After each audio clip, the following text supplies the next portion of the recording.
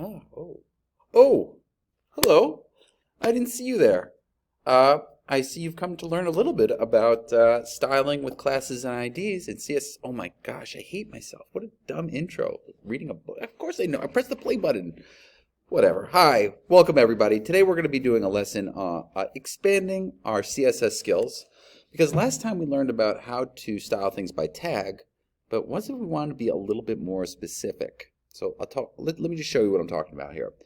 You can see that on this web page, we have make me green, make me white, make me blue, make us yellow, make us purple, right? We got to change each one of these to the appropriate color. But the problem is they all have an H1 tag. So the way we learned how to color things previously was to go something like this. We'd say H1, and then like if I was trying to make things green, I'd do color green. I press play, but they're all green, and they're all H1s. So I'm kind of stuck here, right? I'm a little stuck. So what we need is a little bit more specificity. We need a little bit more, I guess specificity is the word I was looking for.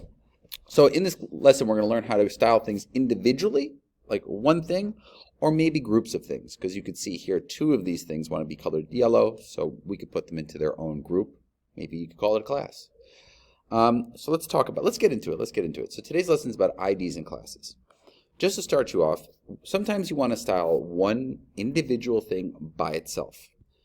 In that case, when there's just one of that thing that you're trying to style, you would use an ID, all right? And think about it this way. Let's just think about this.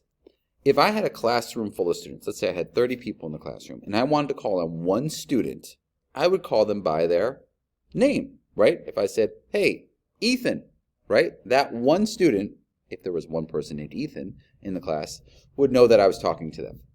So in computer science, in web development, instead of calling it a name, we would call it an ID, right? Basically, your name is your ID that people like understand you by.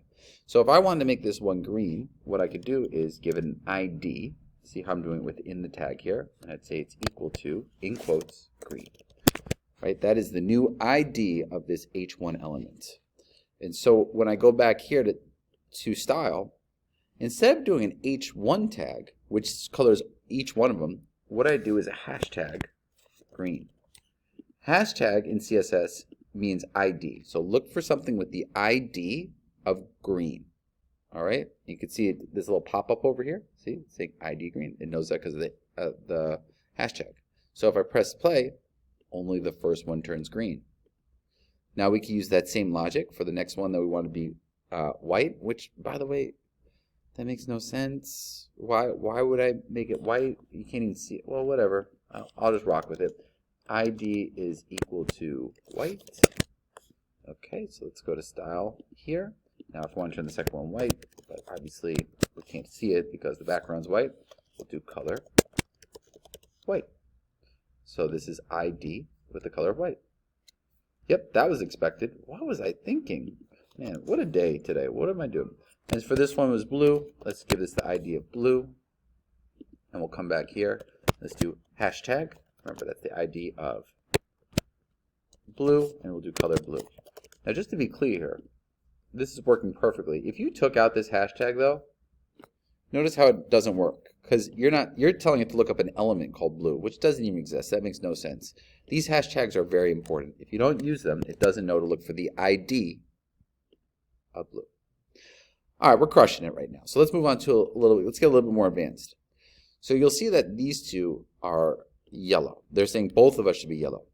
I could do something like this. Let's do ID equals yellow 1. And I could do this like ID equals yellow 2. And I could go here and style each like yellow 1, yellow 2, yellow, right? And that's fine if there's only two of them, but in a lot of web pages, you have like lots and lots and lots and lots of things that you want to have the similar style. Let's just take a quick look at like a real website. Let's say I want to go to footlocker.com. Okay. And you'll see, I don't know, let's search a shoe here. Let's see some, no, block, geez, why does everyone know where I am? Calm down. If you see here, there's like lots of shoes here. And that would be a pain in the butt to go through each one of these and say like, I want this bold and I want this bold, and making an ID for each one of them, right? So a lot of times when you have lots and lots of something, you would just make a class. fact, let's look at this web page. Let's see if I'm right. I'm doing this on the fly. I didn't plan on doing this, so I hope this works out right. But if we go to this right here, you see this has a class of product name. So that means that every single one of these are getting the same styling, right? Because we're using something called class now. So instead of using an ID to do each one of these, because you'd have to style each one individually, you put them into something called a class. Now, once again, let's go like this. Let's go like this. And I just want to talk you through this. So if I wanted one thing, right, we give it an ID. Like I just want one thing. Just like going back to the classroom thing, like if you have a class, you say like, you know, I want this one person to answer the question or whatever. In terms of like, think of like senior year. Like let's say I wanted just a certain group of students who were going to like learn computer science. What you would do is say like, if I want these students to learn computer science, just these 10, let's put them into a class, right? So it kind of makes sense. They're in a group. When you're in a class, you're in a group. So we're going to put these into the class of yellow. So I'm going to say class equals yellow. So once again, oh, and I'm going to put the other one in the class of yellow. Class equals yellow. All right. So if I go here, back to style, instead of doing hashtag, I'm just going to do dot. And dot is for classes. So dot yellow. And say the color is equal to yellow. Press run. And you can see that those are yellow. Perfect. So once again, just to show you, since these all had the same styling, each one of these are going to say product name primary. No matter where you go on this site, if you click on these, they will always have that same class. They're all part of those same classes, right? And that's how you style multiple things the same way. So let's just go back here. Let's try this again. We'll do it for our purple ones. So I'm going to say class is equal to purple. Class is equal to purple. And let's go back here. Let's make a class of purple. And I'm going to say color is purple. Okay, check it out. Let's see if this is working. All right, this is looking great. Now, just two things before we go. Last two things is I'm calling these purple because it makes sense that the thing that I'm calling purple is purple. Like I'm putting the class purple because I'm making them purple, but the class name is totally arbitrary, meaning you could call it whatever you want. You could call it your mom, right? And as long as you put everything that belongs to the class of your mom, it's, you know, you just put the same things in it. So instead of doing purple, I can call this your mom, but it's still going to color it purple, right? So class name, how you name your classes doesn't make a difference. See how that doesn't change anything? I just want to make sure you understood that, so you don't have to call everything, like everything that's yellow has to be in the class of purple. No, you can call your classes whatever you want. It just makes more sense if you call them what they are. All right, that was the first thing. So remember, class names, call them whatever you want, right? The second thing is you could give elements multiple classes. So check this out. Let's say I said make us yellow and big, all right? And this one and big. So to be clear, this one is in the class of yellow, this one's the class of purple, but they also want to be big. So what I could do is create a second class called big and put it right next to each other. So notice how they're both in the same quotes, right? But this has two classes, just like how you're in multiple classes, right? You could put things in multiple classes. You, yourself, can go to different classes.